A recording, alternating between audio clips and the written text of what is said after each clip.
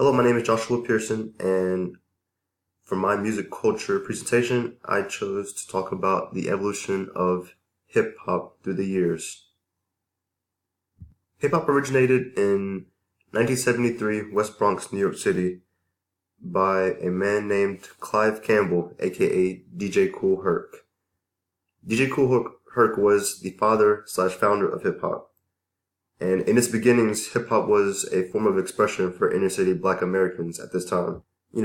Many black people were living in the projects, which were the roughest parts of the city, where crime was high and money was low. So there was many stories of, struggles with oppression, poverty, and racism that they had to face on a daily basis. So switching to the late 80s to the late 90s, there was a shift within the genre where it went from hip hop to rap or gangster rap.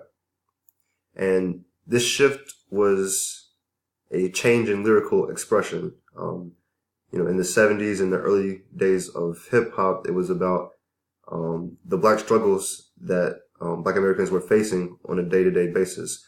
But within this time period of the late 80s to the late 90s, it was still about the black struggles, but with the addition of selling drugs, committing crimes, and degrading women, according to Derek A. Watson of the Odyssey Online. And a great example of a hip-hop group that really took this to the next level was NWA, which was a gangster rap group from Los Angeles, California.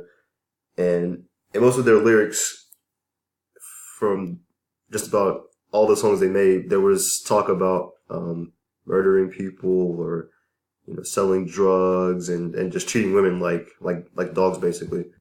And many people faulted them for what they did, but in the end, they were just telling, stories from what they were experiencing and what they witnessed and grew up around. So it's still just telling about the black struggles that they were going through. But there were many opposers to this new way of expression. But there were just as many fans, if not more, which is why during this time period, it became the new hip hop. Fast forward to the modern day of hip hop, and you get another shift within the genre. In the 90s, it was about how rappers rose to success, through selling drugs or maybe having to commit some crimes. But in the modern day, it's less talk about that. Rappers now or artists now, there's no talk about how they got there. It's just kind of, just turn up and have fun. The lyrics don't mean as much. It's a lot of lyrics about money and cars, drugs, and girls, which taken to the extreme, you get mumble rap, which is where the lyrics aren't even decipherable. But in the end, it's about just having fun and not being too serious. So there's many opinions on the state of hip hop as it is right now. A lot of people say that hip hop is dead. The mumble rappers killed it. There's no more good messages in hip hop. It's all about sex, drugs, and violence. To which I say, why can't we just appreciate different forms of hip hop? There's still new school rappers like Kendrick Lamar and J. Cole who still rap about meaningful things and the struggles that black people are still going through. And there's a time and a place for everything. If I go to a party, I'm not going to want to hear about the black struggles that that people are facing on a day-to-day basis. I'm going to want to hear about, getting money and drinking and having fun.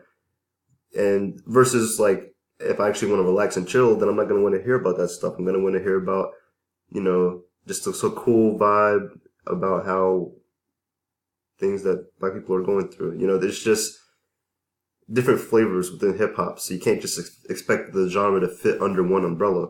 So my personal viewpoint on hip hop's evolution, hip hop represents black American progression in the United States. We've come a long way since the 70s, and there's still more to go, which is why there's still a persistent message of struggle. We're still going through police brutality and the broken system that we live in on a daily basis.